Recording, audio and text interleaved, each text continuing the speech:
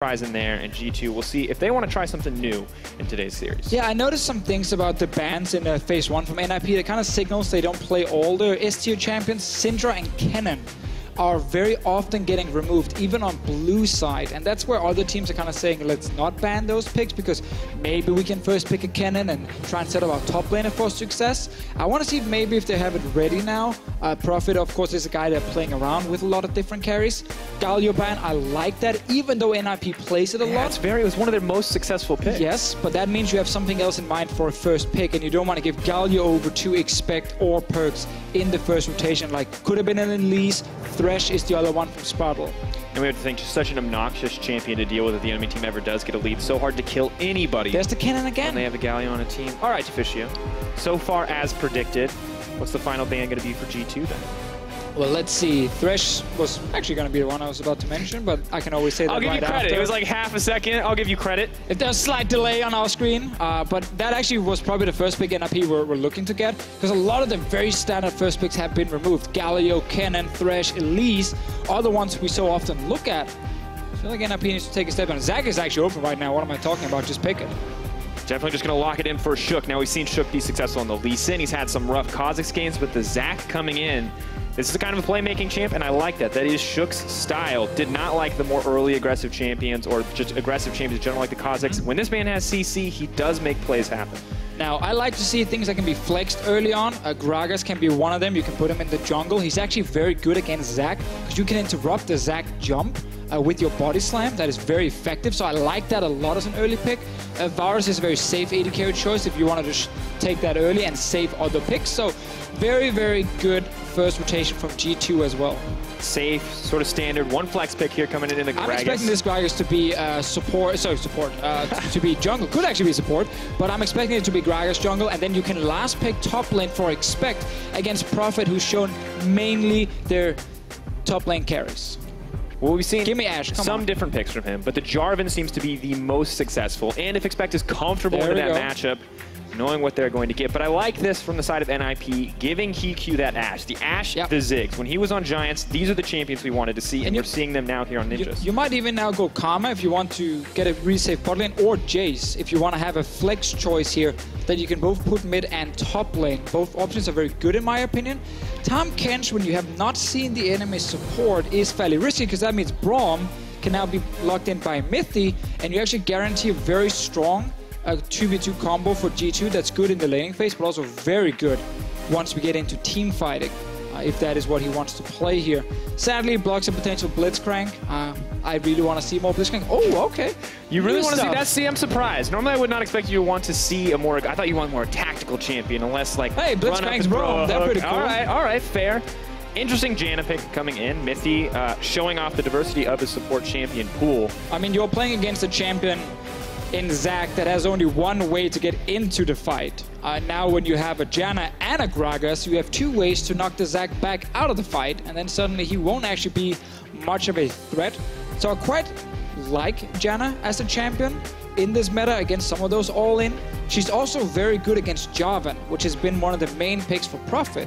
So I feel like with this pick here, G2 are kind of hitting NIP multiple places. It's interesting because they're not banning a lot of the champions away. Instead, they're opting for picks that are really good against the composition that Ninjas Pyjamas have tried to run. That Jarvan, these engage options, the disengage with the Tahm Kench. And that's where we need to see NIP show something different top lane.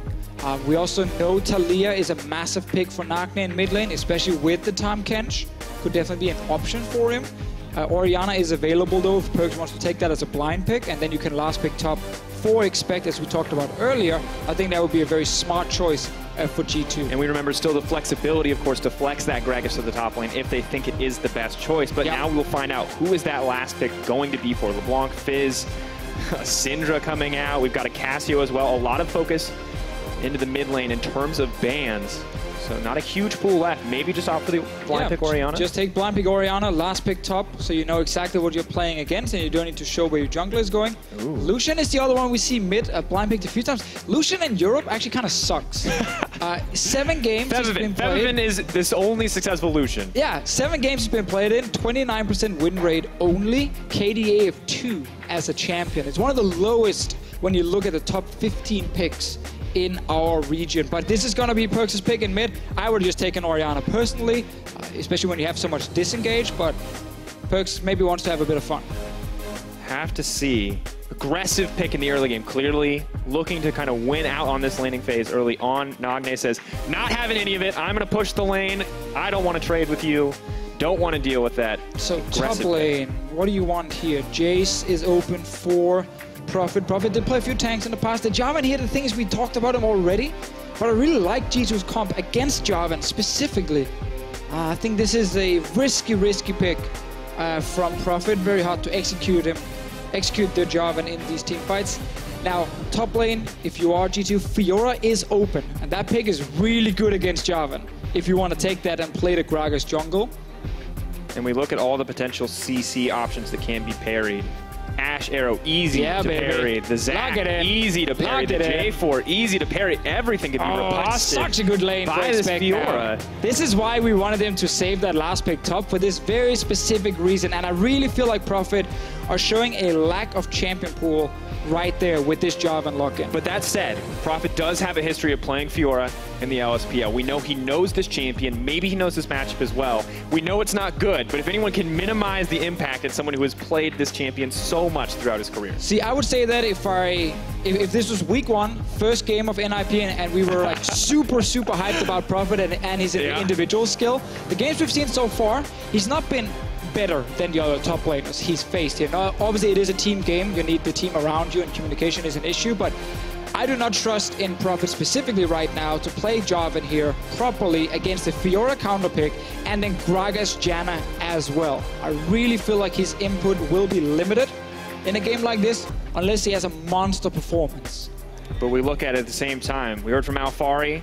You want to snowball, you've got a pretty good composition to do so. So much CC, so many opportunities to engage if NIP can get the advantage. But on the other side, you give up those early kills to Fiora, to Lucian, you're going to fall behind very fast. And PerkZ not going for that Orianna, so they actually had some magic damage on their team. Like, there's so much physical damage. Varus blight stacks. There's a Janna tornado. It stole a Baron once, man. You can't take that. That's actually true. Oh, the dramatic intro. So dramatic every time. Ninjas versus Samurai. You want to see it. Japanese historic lore fans going wild. Here it is, ladies and gentlemen. Game 1. NIP going head-to-head with G2. Will they find their first win here? The odds may be stacked against them, but that's never stopped them from making an impact before. Funny story, Drakos. Ninjas actually started as failed samurais, getting recruited to do some of the dirty work. No honor on the ninjas compared to the samurais. NIP here will have to pull out something unexpected. Something maybe not quite honorable to take down G2. You want unhonorable, you want down and dirty. Nothing like a level 1 invade to get it started, Deficio. Oh, that is a good way to start it. PerkZ on the very unsuccessful Lucian. His Bushido is Samurai Code. He will never fight someone. Oh, baby!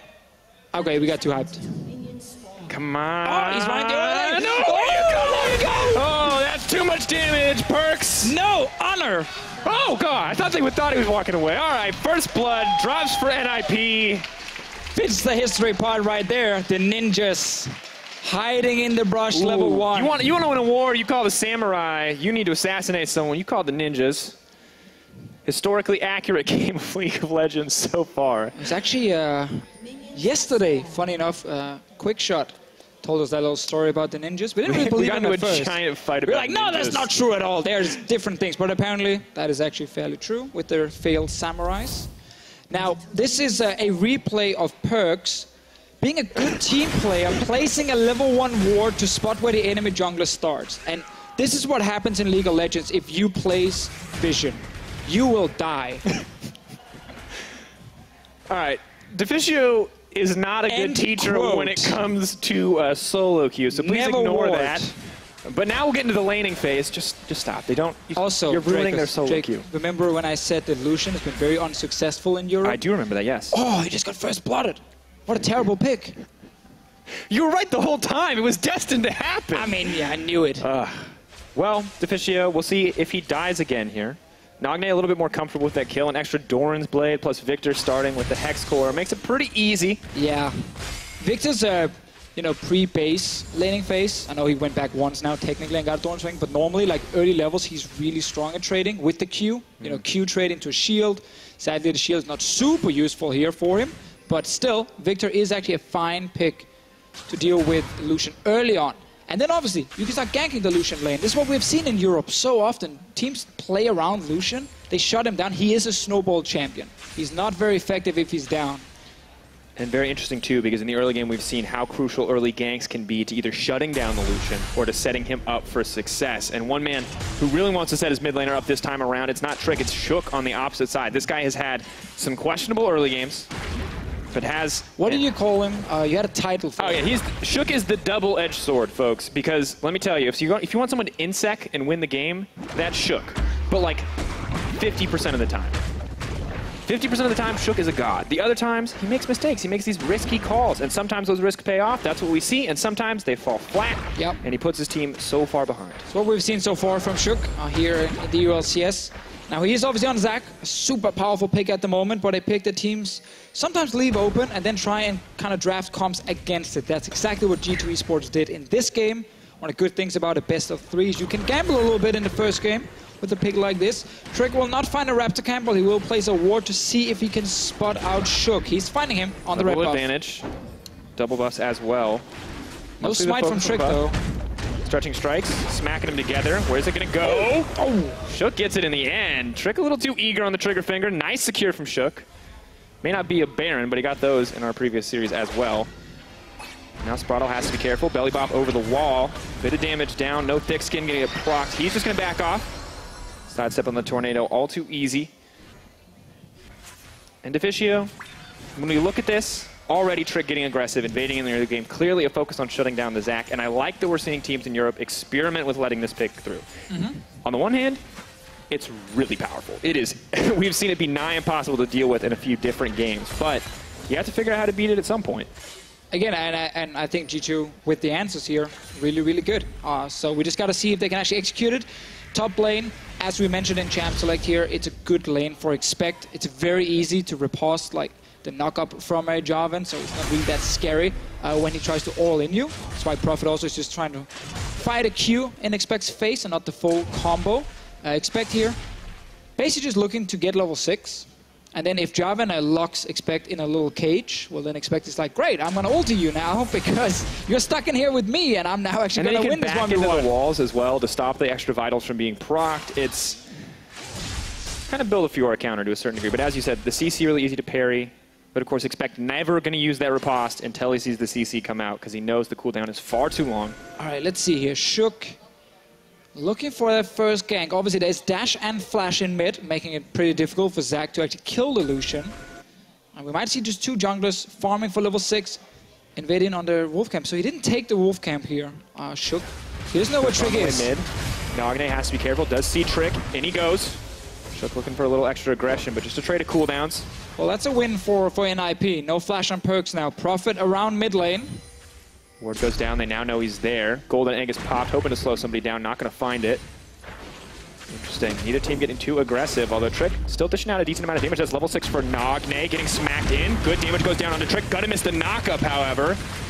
One more tick gonna connect. Trick just gonna walk it out, but a lot of early aggression in the mid lane. Yeah, if that knock up there had landed, I'm pretty sure Trick would have to flash away, and they would actually force another summoner in the mid lane. We see there the cool little trick with the new Zac. Land that Q, doesn't even matter how far away they are from you. If there's a minion nearby, pull it in, at least knock them towards the minion, sometimes into the minion as well if they're close enough. And overall, like, one thing we need to track with NIP every single week is the synergy between Prophet, Nagne, and then the rest of the team. Because obviously, in terms of English, there will be issues. We had a quick chat to Nagne before the games in the makeup room, and his English is definitely okay, it's getting much better, and he's able to communicate fine in-game. Prophet is the one who's still maybe looking to step it up a little bit, but that's very, very normal for these imports, and that's why sometimes you see miscommunication for the teams where a guy is roaming mid lane and maybe Nagne doesn't back off in time because, okay, the call maybe didn't come in properly, and then suddenly you have a mid laner who dies for no reason.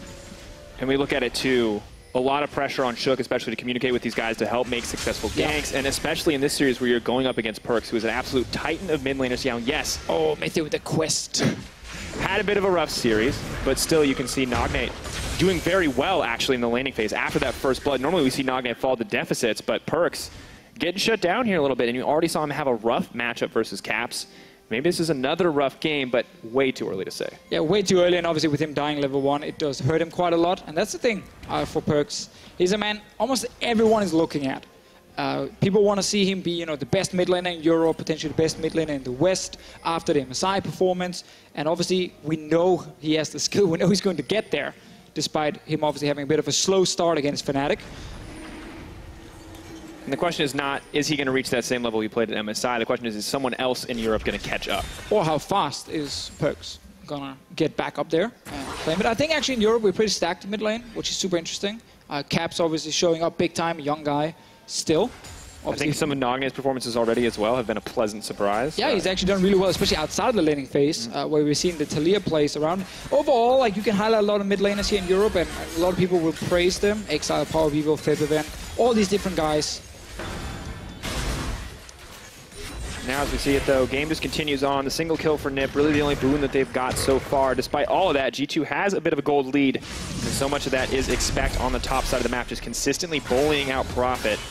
And as you said, level 6s are coming in, but without committing ultimates. Expect just starts to win those trades. And if you guys think this is bad now, it's gonna get way worse up in the top lane. Like, once you get a few items on Fiora, you're literally gonna run at the Jarvan and just kill him in no time. And look at those tabbies, Deficio.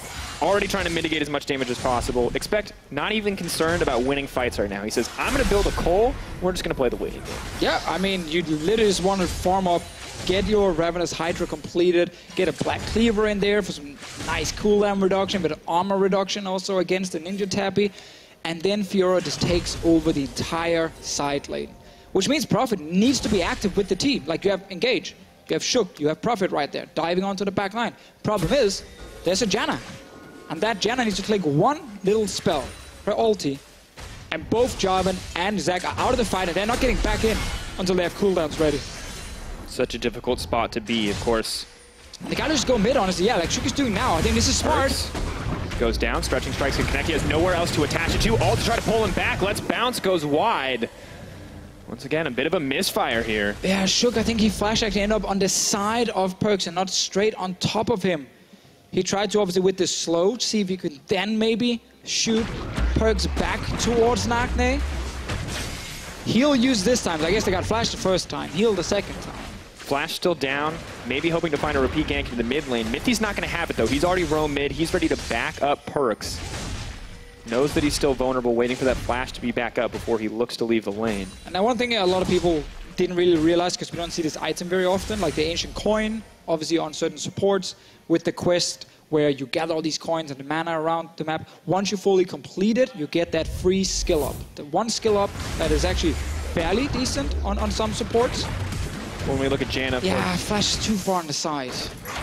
Oh, here we go. NIP, though, trying to force a play. We wanted to see Expect be the target here, and it looks like he will be, but here comes Trick to try to save the day. Expect not even worried about the rest of the team. Does get the parry, but the immediate chain CC. NIP still looking for the dive, but they haven't gotten anyone yet. Expect and Trick are holding on. Health bars just getting lower and lower on the side of NIP. They're not able to get a thing. Well, that was a 2v4 defense from G2. Actually, very well played by Trick when he came in there defending Expect, and now we see NIP trying to take down the tower, pulling off that classic Tahm Kench lane swap play into a tower dive, but now G2 getting some damage on the bot lane tower.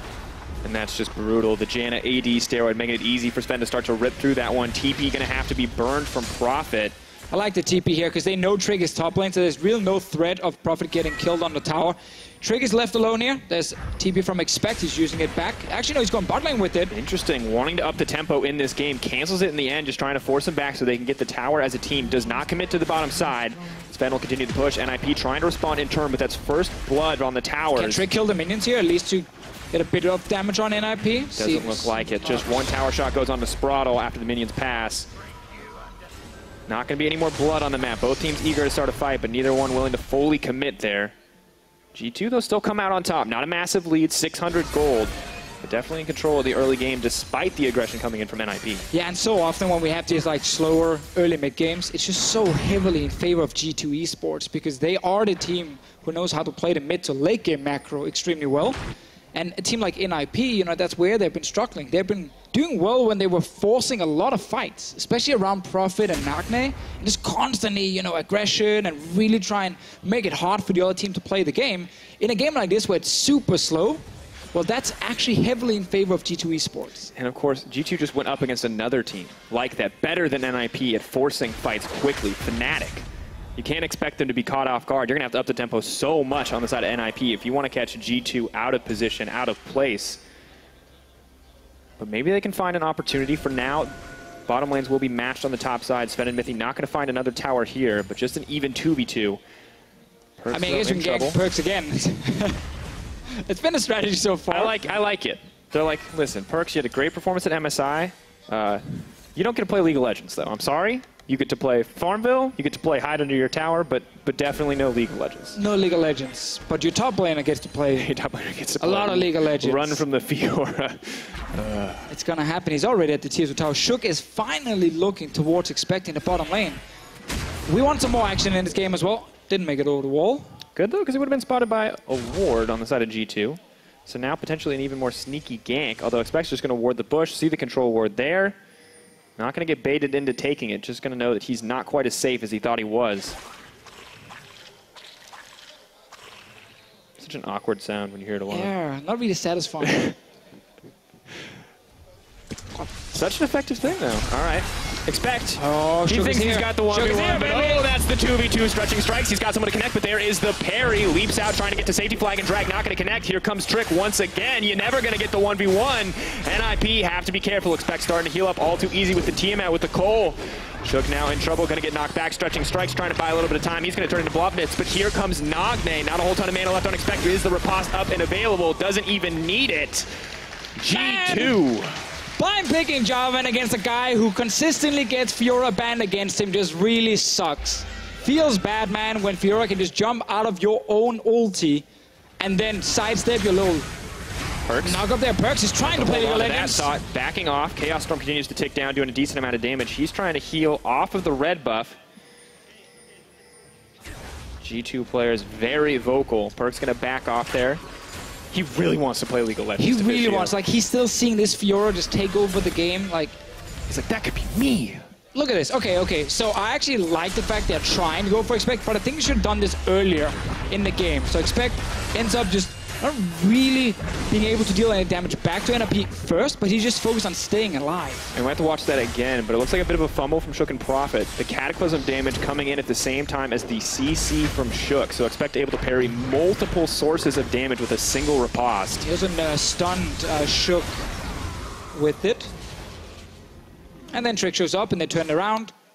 And these are the small executional errors you cannot afford to make, especially against someone who already has a positive lane matchup against you, and especially not just a winning lane matchup, but a Fiora. Someone who can already mitigate everything you want to bring to the table in terms of hard CC. But rough starts haven't always stopped NIP in the past. A very tenacious team from what we've seen so far, however. G2 definitely in control, continuing to keep that the status quo, now shifting PerkZ into the bottom side of the map. But the problem for NIP, though, compared to like some of the other games they play where, you know, if they fell behind, they could make plays, was they're like Talia mid or Galio mid, you know, stuff where Nagne can really leave the mid lane and just join a potential fight and kind of create the chaos that way.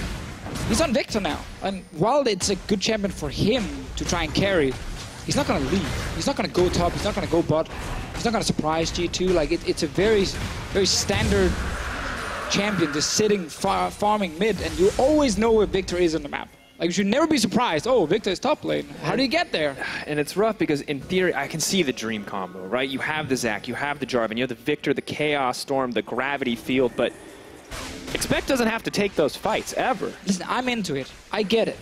I'm with you here, Drakos. I want to see it as well. I don't know if we're going to see it. I mean, I think Expect is just going to be like, all right, well, if you send 4 people up to me, I might escape, I might not. The rest of my team is going to get something. If you go try to fight my team, I'm just going to take your towers. Well, let's see if they can actually gank him now. Didn't work with the other guys. Send in the next team. Moving forward. Expect. Here comes HeaQ. Parry comes out, looking for a little bit more damage with the CC now landing. Bye-bye. Finally going to take down Expect. NIP are firing back. And you just lied to all the viewers. You said if they gank Expect, then the rest of G2 will take something. But look at the minimap. The rest of G2 are really far back on the map. Yeah, and really what I needed was for you to call me out on that, but you're absolutely correct. It's much easier for me after to be like, hindsight 2020, mate. You would have known that. Seriously though, NIP actually have super good top lane setup. Like, they have so many control wards in the river.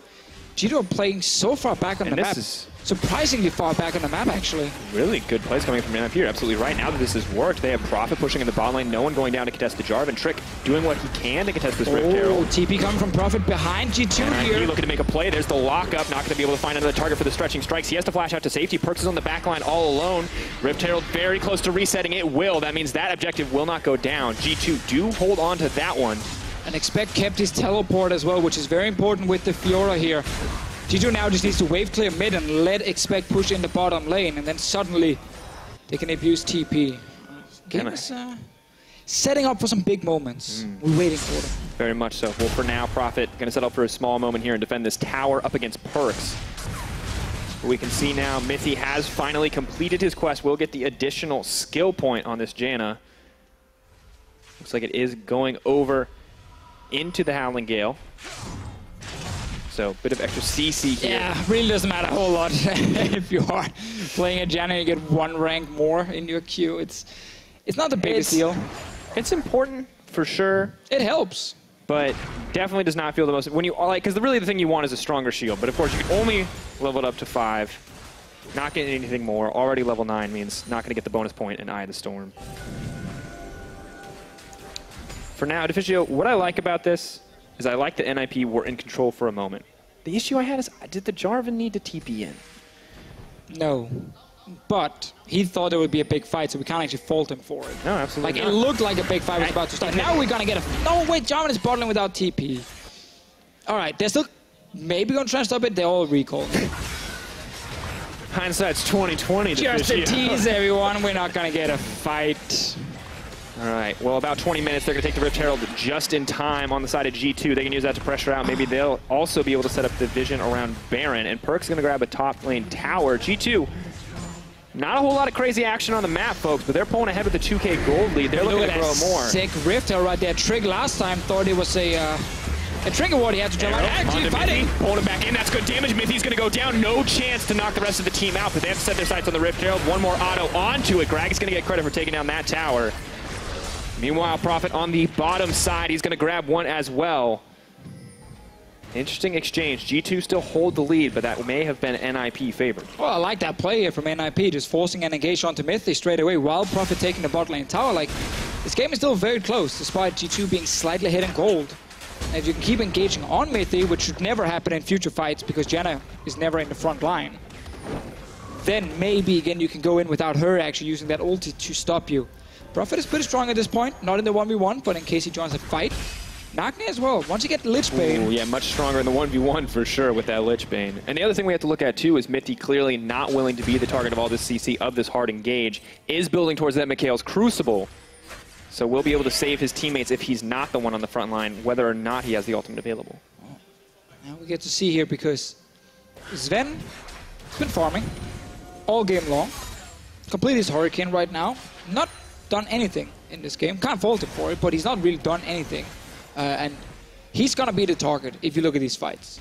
Because you're that little lady carry sitting right there against the Jarvan, against the Zac, even against the Tahm Kench, to like a lot of ways to try and get onto this little lady carry. Let's see. Fiora, dash, parry. Okay. Lucian, dash, yeah. Party slam. Nothing. All alone on his little lonesome. He gets caught out. He goes down. There are no tools to help him escape, but PerkZ can have to see if he has enough tools in the kit. Exhaust goes down. Shook trying to buy a bit of time. Nothing to connect the stretching strikes too. Dishing out a decent amount of damage onto HeaQ. Sprattel may just eat him up. Arrow still connects. He goes down. That's a kill for the support, but G2 aren't done yet. They want to take the fight. They know everything's been used. HeaQ's off all on his own.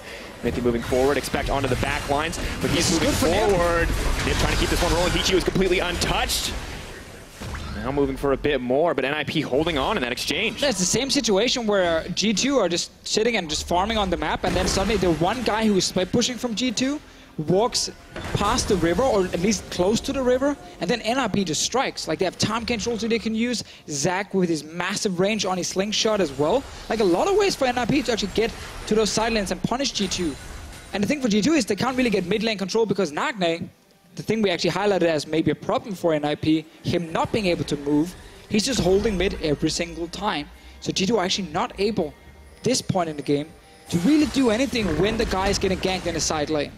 And while things still are a little rough for these out of NIP, at a gold deficit up against this inevitable scaling on the Fiora, we have to praise them for basically keeping the game even for this long. G2 have had varying gold leads, but 1K at this point in the game, and Ocean Drake as well, it's nothing crazy. And NIP are keeping even in a lot of these exchanges. And the thing we look at right now with NIP and Mysterious Monkeys is like we kind of try and compare them to our bottom teams last split, Origin and Giants, and we try and say like, okay, you know, what are they showing? Are they just getting stomped? You know, are they actually putting out competitive games against some of the better teams in Europe to make it way more exciting? And while Origin set the bar pretty damn low last split, like kind of like, you know, Donald Trump level low, all the way down there. All right, well, and then yeah, fair. You now look at something like NIP and you say it's not that we show to be fair, America chose Donald Trump. Like that's our fault. That's fine. He's still making it pretty easy for future presidents, I think, to do or to look better at least. But the point is, with, you know, Giants and Origin not really being able to do much last split, it makes us super happy when we see something like this from NIP, Mysterious Monkeys yesterday in the second game as well, because we actually instantly get kind of impressed and saying, yes, our bottom teams, they're showing something. And we're not going to tell you that these guys are going to dominate the LCS right now, but they are showing good signs. We've seen so many teams just back off, just slowly lose games, slowly bleed out, just give up objectives here and there, just try to stall the game out as much as possible. But NIP aren't that sort of team. They're making plays, they're starting fights. Small gold difference here, but we constantly see them looking to push for more aggressive moves. Now G2, they've been ready to parry just about every single run, ready to stop any of these opportunities, but it hasn't been flawless thus far. No, and they've just been accepting, they're just farming and farming and farming, but that's a good engage. Yeah, they're going to try to knock him back. Good Mikhails comes out from Mithy. Have to praise him. Quick trigger finger there. Saves Zven. Does still have to burn the flash. And we also have to highlight one of the reasons G2 are not doing anything in this game and why it is such a slow game is because that Lucian pick in mid lane fell behind in the laning phase, got ganked multiple times right after, and PerkZ not really been able to do anything in this game. So effectively, the rest of G2 are playing 4v5, and it makes it very hard when you have this mid lane who needs to try and play catch-up all the time. So they're not able to pressure multiple lanes at the same time, allowing NIP to use Tahm Kench ultis, to use engages from Zac, to catch whoever is actually split pushing on the side of G2. And that's why NIP, they're still in control. Look at the Baron setup. So many control wards, like it would not surprise me to see them go for that Baron next, and actually maybe try and force a good fight around it. So many times, though, NIP try to start these fights off, but the stretching strikes never having anyone to connect to. And G2 still not playing scared. As you said, just farming up, just waiting, just looking for a later game. Yeah, and important for PerkZ, he sits on 2 items now, boots completed as well, level 15, almost 16 at this point. So he's definitely still, or now, able to do something if he gets into a fight. But it's always G2 catching waves, respecting the engage. At least now they are. And NIP, they need to make a play around that Baron to really force the fight. And we've seen NIP take long games, even when they have been against compositions that outscale. We saw it against Fnatic. But here, you're going up against this Fiora. It feels so difficult to deal with. It's not the vulnerable Twitch. The Prophet not scared. Going to leap forward, keeps the Cataclysm going. Parry does land a little bit of CC, but Expect is now in trouble. Blade of the Rune King comes out. Grand Challenge has been answered. Expect just gonna make it out. Flash forward. No, both flashes used. NIP gonna secure the kill. What can G2 get back? Well, I want to see if they can actually start the Baron right here. No, they are not starting it. Realizing that by the time Expect died, the rest of NIP could probably make it all the way back to the Baron. And once again, the split pusher, the one guy who's overextending, he goes down to multiple guys without the rest of G2 being able to do anything because they don't have control in the other lanes at the moment. Oh, and the one piece of good news for G2 is they have the Gragas barrel, they have the arrows coming in from Zven, so they have enough wave clear to stop any more aggressive moves. But we can look at this again, and you can see whatever we say about the Fiora, or I say about the Fiora, NIP remain unconcerned. They are determined to shut Expect down for pushing this far. And you look at the minimap, you see G2 right now, they're trying to rush towards the Baron, maybe say, can we threaten it? And then they realize, actually no, we can't kill it in time, don't even start it. And not the kind of game I expected. I will admit, I thought this would be a game where NIP would just like force, and G2 would be able to match it, and you would have a lot of kills, but it would be in favor of G2 eSports. And yet we're actually watching a game which has been very focused on just catching out the lone split pusher multiple times for NIP, like slow and steady as well. It's interesting, too, how much different the game could have been if PerkZ didn't go down in the early laning phase, if he could have played aggressive up against Nagne. But no opportunities anymore. He's going to have to redeem himself later in the game if he wants to come back from that deficit, from that rough early laning phase he's shown off. And Deficio, I completely agree with you. We expected a complete bloodbath here. We expected non-stop fighting, everything. We expected Unicorns of Love versus Mysterious Monkeys Game 2. That's what we expected here in both of these games. Yep, exactly. But now we see Trick trying to set up a potential fight. I really want to see NIP just play even more towards the Baron and look for these fights here. Leaps forward, stretching strikes. Where's it going to be? Already connected onto one. Arrow does go out onto Zven. Now he is in trouble. There goes the Chaos Storm. Now moving in. Expect trying to make his way to the backline, but Prophet does land the CC. Expect immediately leaps out. He's got the mobility to stay safe, but NIP aren't done. They're hungry. They're moving for more. The Tornado connects. Mithy finds the disengage, but Shook is attached, trying to find the auto pulls. Mithy back. Mithy now in trouble. The rest of NIP is here. G2 on the back foot, leaping forward, looking for more. Same thing again when PerkZ is sitting top lane, now going for Trick. So much to engage coming out. Shook gonna grab yet another kill. Now PerkZ, the solo split pusher, not what we expected, but he's doing his best to recoup the losses G2 sustained. Yeah, he was already sitting top lane, and that's where NIP, by sitting near that Baron area with the control wards and just finding ways to engage. From that little side lane brush, Expect is sitting in now. Nice engage here where Zven had to walk down the river instead of back towards his tower after the engage from Shook, and then HeaQ right after. Let's see what's going to happen now, because NIP, they're going towards this Baron with 2 guys dead on the side of G2. This avoid is not available. No surprise plays onto PerkZ. G2 doing their best to collapse, but Trick is not here. All the damage dealers are, however, all the physical damage G2 can provide is on the way into this pit. NIP, they're doing their best to hold on. Expect going to find the parry. They're trying to keep the engage going. The gravity field is doing so much work. The Baron going down. NIP going to take it, and they're still looking for a fight. Mithy trying to protect the team from the backside, but Shook is so difficult to kill. He's going to go mini. He's going to go into the blobs, but it is not enough. Nagne coming in clutch with that double. So Baron for NIP only losing 1 guy as well. It's looking so good for these guys at the moment.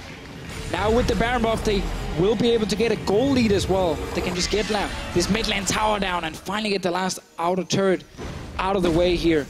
Not been a good game if you look at G2 and how they want to play out this composition here. Always been trying to just kind of catch the waves and be a step behind NIP, and the Fiora, while she did win her laning phase and looked really, really good early on, she's been overextending and just dying, and the rest of G2 not been able to get anything in return. Shook now just going to look to steal his Mountain Drake as well. Trick maybe hoping to contest the smite, but really cannot afford to as NIP are in control of the map. Deficio, you brought up an issue in Champions. Like, we see this Lucian, that means everything on this team is going to be AD when the Fiora got locked in as well. 4 Ninja Tabby.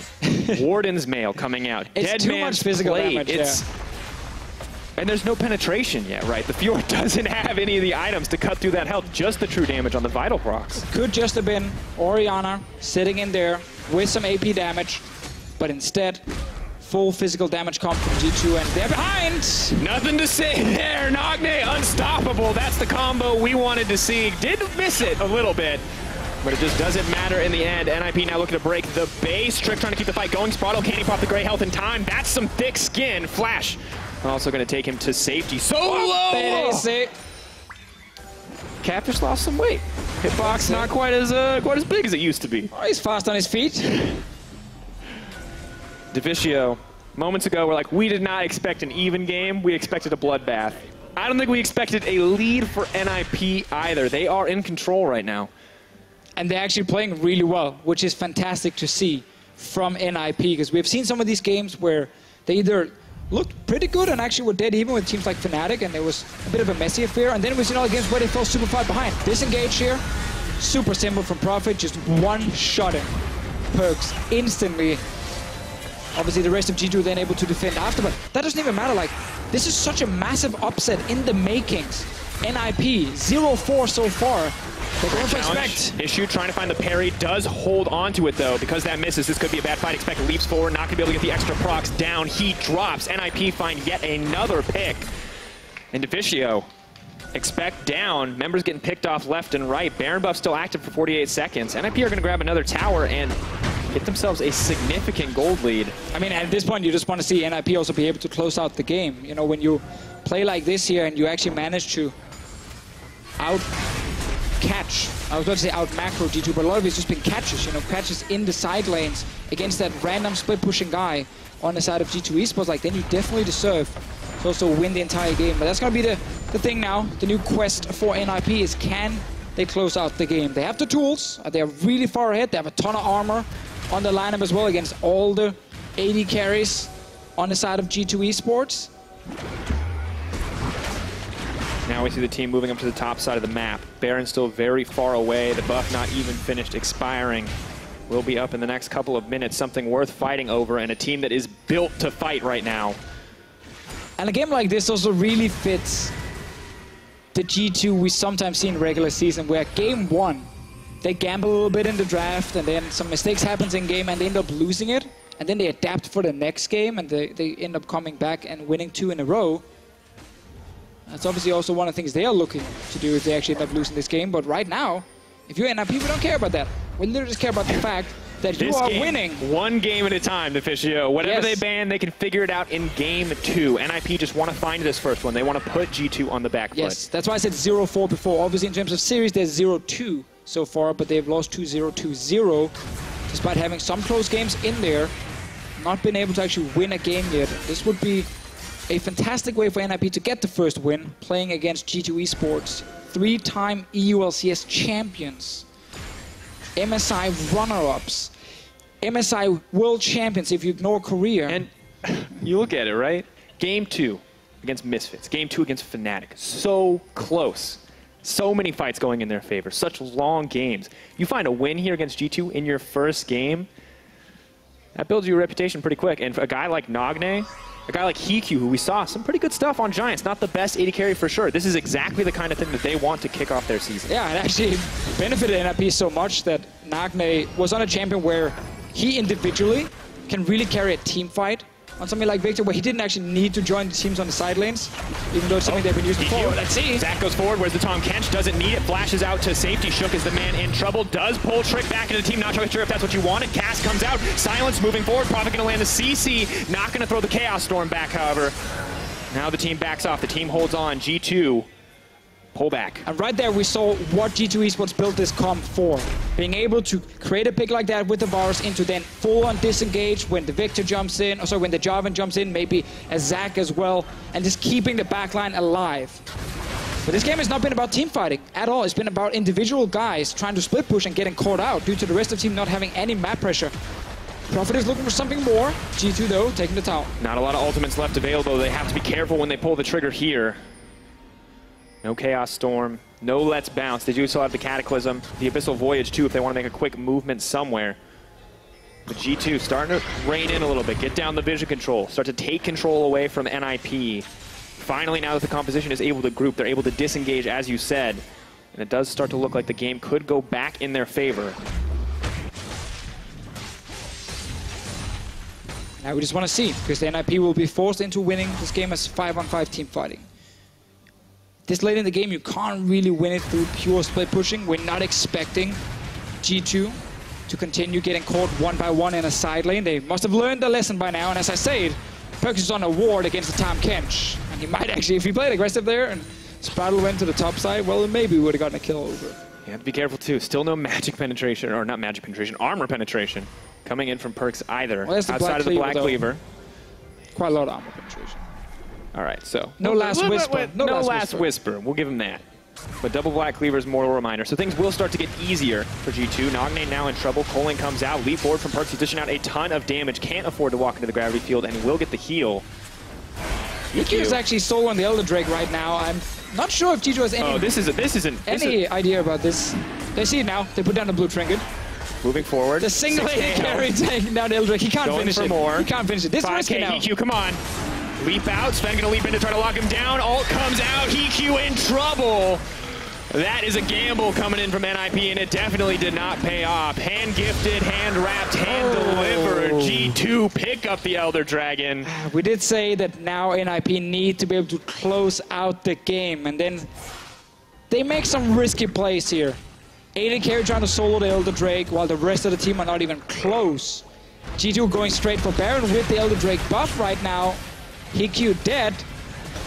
So instead of it being NIP playing around Baron again, trying to create that one pick, It is now G2 eSports with Eldrake Baron buff. Well, this is a nightmare. This is definitely the worst thing that could have happened to NIP at this point in the game, and now it's a matter of surviving. Minutes ago, it was a matter of NIP closing with confidence, getting a lead, snowballing into something greater, and breaking open the base. But these small mistakes, once again in execution, and these macro plays cost NIP so much. And now they're grouping up. Now they're looking to commit onto the Fiora, but she's spotted them out. They've got the vision, and G2 aren't falling into that trap again. Now, if you expect at the moment, your only job is to not die in the side lane. Just don't randomly start pushing forward if your team can't then maybe take a mid tower forward. That's why you can move down there now, take the wave with TP. Rest of G2 might as well just rush down mid. Have to be careful. Viktor, of course, there for a little bit of extra wave clear. HeaQ, some decent push as well, but realistically not going to be enough if all of G2 is there and able to fight. But G2 isn't the team that goes in. You have to remember that. G2 is the team that wants to push NIP back. We've seen that this game. G2 taking their sweet time. They're just waiting. And Lucian is 0-4. Yet he's actually not right now winning the game. I guess brilliant pick all along. Some question marks for the European Lucian. Some passive-aggressive statements from Martin Deficio Lunga, but still G2 absolutely in control of the game. Not a massive gold lead, but as long as they have the buffs, they are stronger than the side of NIP. And now we see the situation that G2 wanted the whole time. Prophet, you're not going to win that duel, my friend. And jokes aside, like Lucian is actually very strong right now. Like, because he's been farming all game long. 0-4 doesn't matter when you have 400 CS and 6 towers. You had solo queue advice for people earlier. Never ward because you're going to die. Don't worry, it's a late game scaling pick, team. I mean, the amount of times in solo queue you always say, don't worry guys, we got late game. Just wait, let's scale. You have to get them to hold on to hope somehow, man. Gotta get them to stay focused. And for NIP, shouldn't be too hard to stay focused. They've been in this situation before. They have taken it to the late game. They have been one of the scrappiest teams in the LCS in terms of surviving, in terms of fighting back. And a lot of that was Shook stealing away these objectives. Well, unfortunately, this time he did not get the chance. I just want to see Nagne one-shot one of the AD carries. Like your late game Viktor, full combo, you know, E, ult, Q, auto. Technically not a one-shot then, I get that, but you kill him very fast. I like your definition of a one-shot, Deficio. I mean, the only one-shotting in the league is probably... Syndra? Annie? Veigar ult? Veigar. Yeah, I think he's the only one who can actually one-shot you. We'll see. Oh, he tried. Holding on as long as he can. Let's Bounce being used, of course, immune to CC during that channel time. The root going chained up. The fight continuing to break out. Zven is alive, but there goes the Viktor trying to dish out the damage. Now comes the redemption. NIP just fighting back, stalling out a bit of time on that Baron buff, but it does mean they give up the bot lane inhibitor tower. PerkZ pushing forward as well. Nagne can't fight every AD carry on the team. There are simply too many. Prophet desperate to land the flag and drag, not going to find the opportunity in what was at least looking like a solid fight to start out for NIP is now turning against them so quickly. They have overextended and now things are starting to fall apart. There is one inhibitor down, a second inhibitor to follow. G2 starting to clean up the base very quickly. It's such a G2 game. Honestly, they fall behind, they make some mistakes, and you feel like, oh, this is looking pretty bad. You know, they might actually lose right here. And then towards the late game, they just tend to have better shot calling against some of the other teams. And let's see now. Nope. Janna once again. Pulls him back. Team running forward. Nagne didn't used to be scared of PerkZ, but man, you got to respect that. The double tap coming in clean. PerkZ may have overextended. Got to use the heal to back out to safety. 6K Baron power play for G2. Massive shift. And Deficio, I feel like we're one fight away from a G2 win. I feel like we might not even get a fight. Like, G2 might actually just rely on the super minions now to force NIP to sit in base, take the last inhibit, and try and play towards these Nexus turrets. Of course, NIP need to try and, you know, get that one pick, but with the Janna in there, it is so difficult, as highlighted so often during this game, for a guy like Prophet to have a late game impact. And as good as NIP have been doing, this has to be such a bad feeling. 11-4 the kill score. You look across, you're like, ah yeah, that 1-4-3 Fiora, we did that. We shut down that KDA. That 0-4-1 Lucian, we shut that down too. But now it's late game. Now they have all the items they could want, and it just does not matter what we were able to do. Ah, now it went back down. G2 had the advantage in the mid game, lost it towards the 30-minute mark, and now reclaimed it once again. And yeah, I mean, it is a really annoying feeling. And teams always say, nah, it's good for the confidence. We were close. We feel good about it. But honestly, you just want to win. And you want to win that first game as well as a completely new lineup. Like HeaQ, Sprattel, HeaQ. And it doesn't get easier the further you go into the series. You've showed a lot of your hand potentially as NIP. We haven't seen them come out with anything crazy new between drafts. Maybe we'll see the Taliyah again here. But I like the fact they're not trying to cheese or anything. I actually like the fact they're trying to play more standard. No, I completely agree. But at this point, if you're playing more standard and playing standard doesn't work, and that's what you want to be doing, Game 2 is going to be so difficult. You may not find those opportunities that you found in Game 1 to get these leads. And Trick, just a little too tanky. Red buff ticks down. That's the thing, though. We can judge NIP still in this game for their late game, and then obviously next game as well. We can see how they're playing. Next week, they're playing Rocket. That's going to be a huge game for both teams. Obviously, no one wants to be sitting at last place in their group, which is the one that leads towards the promotion tournament. And that's the thing. That matchup's going to be huge. Let's see the fight here. Goes forward. Arrow does connect onto Trick. Stretching strike's not going to land, but it's Nagne who is caught out, knocked back into the team, and knocked down. G2 looking to clean it up. Expect still healing up so much. Flashing from Mithy to keep him alive. GA proc by Profit, but it's not a profitable exchange as he has to back off, and that's going to be it, folks. An explosive finish for this G2 lineup. They want to even up the kill score. They want to have a little bit of fun with it, but the supers are crashing in. The Nexus is in their sight. That's the Game 1 win coming in for G2. In many ways, a very classic G2 win. Some questions early game, some questions in the mid game. But then full late game, if you cannot close out the game almost perfectly against them here in Europe, they find ways back in. They punish whatever mistakes you make, like HeaQ with the Elder Drake into them, then actually getting the Elder Drake and then Baron to G2, and suddenly everything you did for those 35 minutes, it just didn't matter. It didn't matter in the very end. A lot of credit to NIP though, how they actually played early mid game. Lucian's win rate has gone up. KDA maybe not, but the win rate definitely has gone up. And at the end of the day, it was still a good performance from PerkZ in mid to late game. I think he's frustrated though. Like, you feel bad after a game like that when you go 0-4.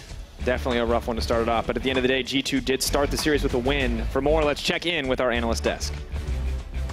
Yeah, PerkZ not looking happy. Maybe he's mad at his barber, we don't know. Or maybe it is about the game, just kidding.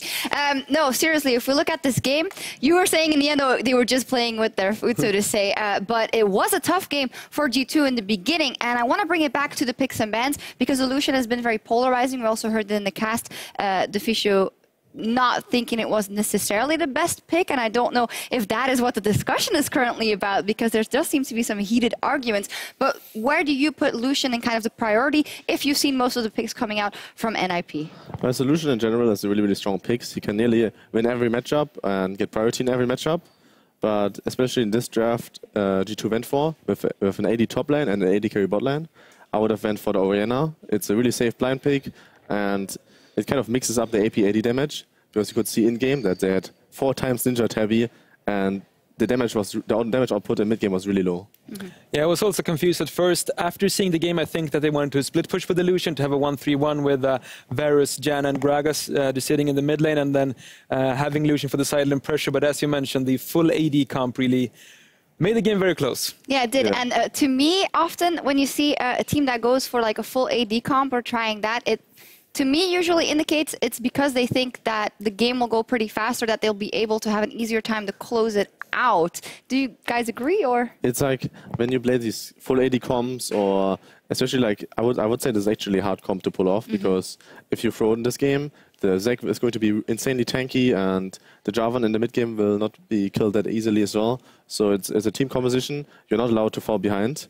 And with that first blood going over to Viktor, having like an easier time in mid lane, and I feel like the mid game didn't go that well for G2, so it was really hard for them. Yeah, they still managed to close it out in the end, so maybe they're just absolute gods. Let's run through the game then, because NIP got off to a good start. We're going to take a look at a couple of replays, especially this one, because NIP manages to get off a fight and get the Baron, which puts them in a great position. Yeah, we can see here both HeaQ and HeaQ has the ability to engage. Zac jump into Ashe arrow onto Zven, who's been building full damage, so he takes a lot of damage there, and we did see both Mithy and Trick with the ability to cancel out the jump from HeaQ. Here we can see it happening on your screen, but did not happen a lot, as much as G2 wanted to. Also a good Tahm Kench ulti for Sprattel. I felt like in this teamfight you could see that NIP is literally just running as a fist into G2, and G2 is just all the time just spreading out. Like first Zven is running away from his team, then afterwards it was HeaQ, and at the Baron fight now they're like 3v5.